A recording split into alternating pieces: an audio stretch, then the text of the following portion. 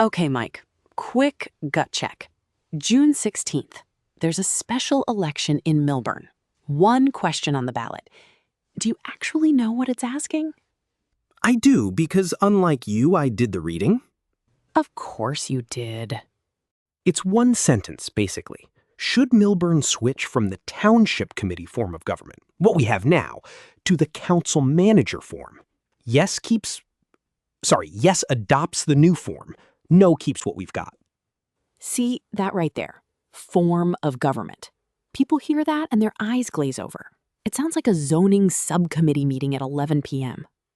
And that's exactly why the people who don't want you to vote for it are happy if your eyes glaze over. Boring is their best friend here. Ooh, spicy. Okay, walk me through it. And I'm going to push back the whole way because somebody has to. I would expect nothing less. So right now, Millburn is run by a 5-member township committee, elected in partisan elections, so party primaries, every single year for 3-year terms. And the mayor isn't elected by you. The committee picks the mayor from among themselves for a 1-year term. 1 year? You're barely mayor before you're unmayor. Pretty much. The proposal, the council manager form, does a few things. 7 council members instead of 5, nonpartisan elections, every other year instead of every year, 4-year staggered terms, and a professional municipal manager runs day-to-day operations. Hold on. Professional manager? That's the part that makes people nervous. Some unelected bureaucrat running the town? That's the great myth, and I love that you went straight to it. Here's the thing. Millburn already has that person. We've had a professional business administrator running daily operations for 41 years. 2 people have held the job in 4 decades. Wait, 41 years? So this isn't new. It's not new at all. The council manager form just makes it official. Right now, that role exists because of a local ordinance. Under the new form, the manager's job is defined by state law. And why do I, a normal person with a mortgage and a kid doing travel soccer, care whether it's an ordinance or a state law?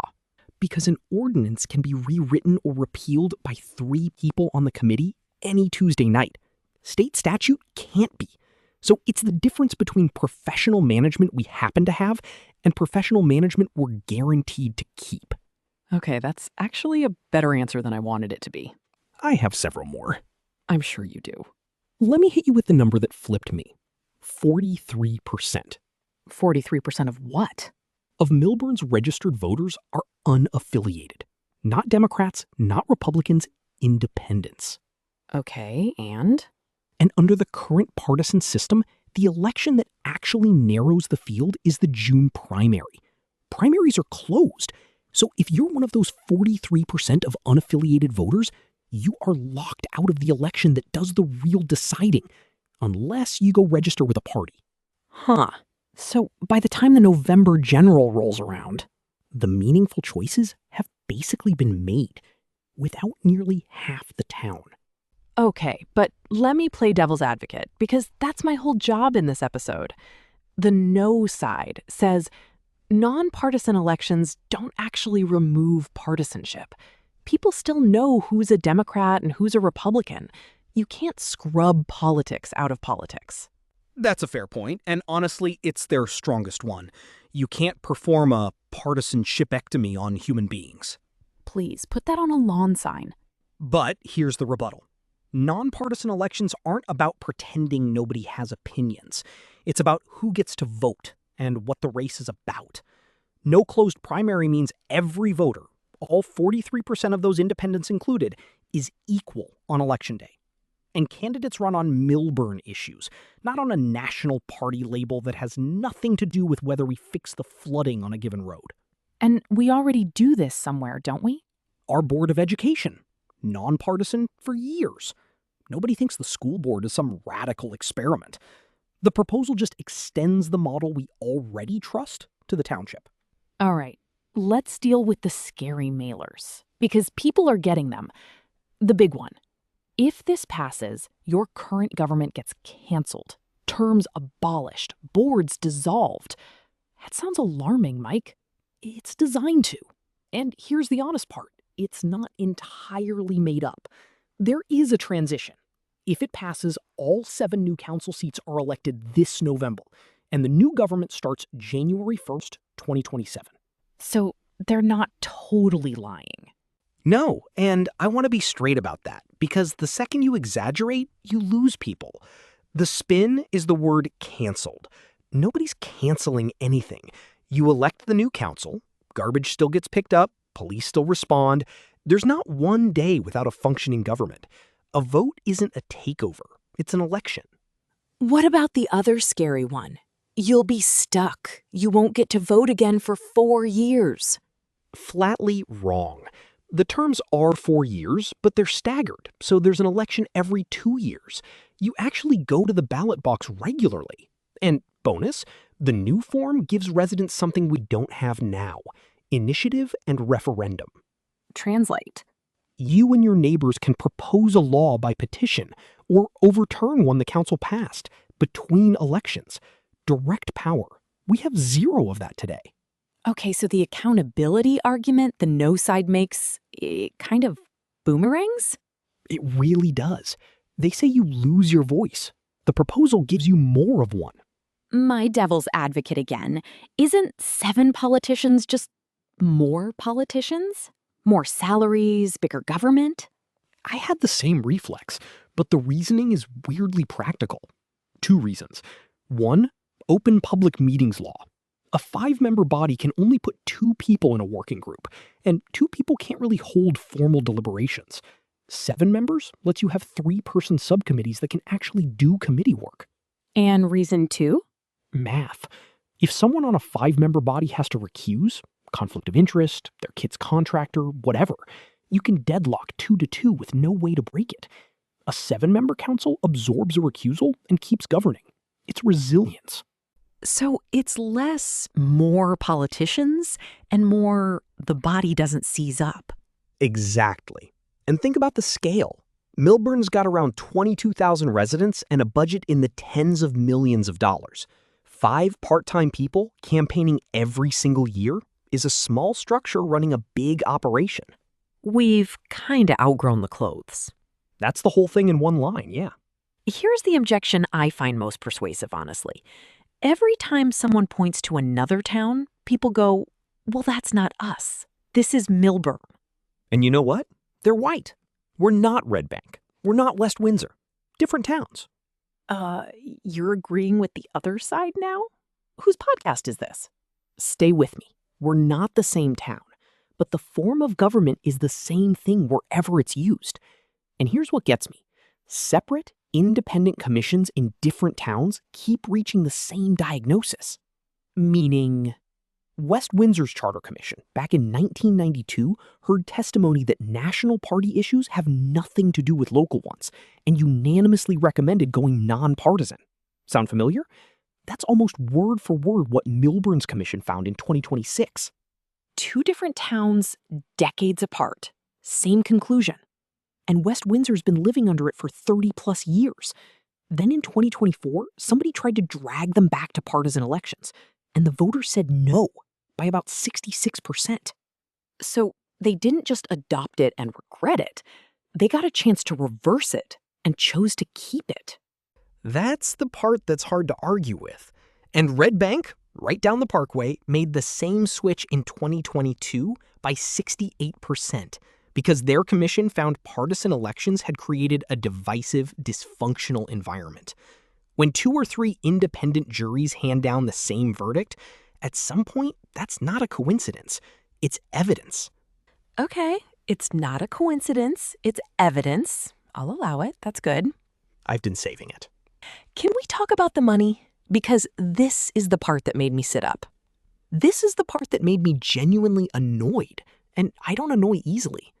The group running the No campaign calls itself, and I want to get this right, Residents for Transparency and Affordability. Transparency. Keep that word in mind. And the campaign finance filings, which are public, anyone can look them up, show what? They've raised about $16,500 in itemized contributions, and roughly 40% of it, about $6,400, comes from Democratic Party and political committee accounts. The local party committee, a county freeholders election fund, a former official's campaign fund. And the yes side? Funded by individuals, residents, $0 from any party or political organization. So the transparency campaign is the one taking party money. And this is the kicker. One of the commissioners, Corey Biller, pointed out that the No organization knew about every single public meeting the commission held, more than a dozen of them, over 70 hours of public work, and they chose not to show up, not to participate, not to help shape the recommendation. And then spent tens of thousands fighting it afterward. His question, which I think is the right question, was basically, why would a group calling for transparency hide who they are? While spending B money to fight a recommendation they refuse to help build. Ask why. Michael's advocate, last time, I promise. Maybe they just didn't trust the process. Maybe they think the whole commission was stacked. Could be. But the commission was elected. Millburn voters created it in 2025 by a 65% margin and chose the 5 members. And the process was radically open. Weekly public meetings, 40-plus interviews, the full report posted online, public Q&A sessions. If you think it's flawed, the move is to show up and say so, on the record, with your name on it. Facts over fear. With a receipt. With a receipt. Okay, before we land this plane, I want to do the thing good people do. Give me the best, honest case for voting no. Not the scary mailer version, the real one. Fair. And honestly, there's one I respect. Here it is, straight. Millburn is, by most measures, a well-run, desirable town. Great schools, strong services. I love it exactly as it is. Why touch it? That's a real instinct, and if that's your no, I get it. No snark. Thank you. That's the version I can respect too. And my honest response to that person is not broke and couldn't be a lot better are different things. You can love Millburn and think the operating system is due for an upgrade. Those aren't in conflict. Loving the town is the reason to do it, not the reason to leave it alone. Okay, that's the honest no. Right, but let's be real. That's not the no with the budget.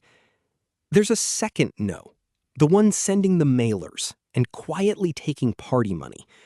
And if you want the bumper sticker version of what that no is actually asking you to keep, here it is. Oh no. Vote no if you like a closed primary where 43% of your neighbors don't get a say. Vote no if you think a national party label belongs on a pothole. Vote no if you'd rather your slate get picked in a back room than at an open ballot. And my favorite, vote no if you think the group that won't tell you who funds it should be the one lecturing you about transparency. That is a rough bumper sticker. It won't fit on a lawn sign. That's kind of the point. So the honest no, you respect. The funded no, we can show its receipts like the rest of us. So where do you land? For real? Yes, without much hesitation, honestly. Not because the other side is evil. They're not. But because when I actually read the thing, every scary claim got smaller and every boring fact got bigger. More voters included. Professional management locked in by law. A body that can actually function. Direct power for residents. And a couple of neighboring towns who already ran the experiment and re-upped. And me? I came in as the skeptic. And I'll be straight. The 43% locked out of primaries and the transparency group quietly taking party money, those two did it for me. I want every neighbor's vote to count the same. And I want to know who's talking to me.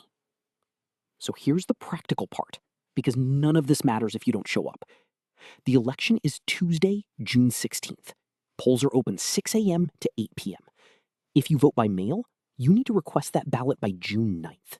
Read the actual report. It's at millburncharter.org. The whole thing's posted.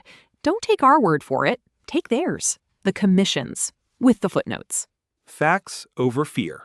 Vote yes on June 16th. We'll see you at the polls. And probably at the bagel place after. Obviously at the bagel place after.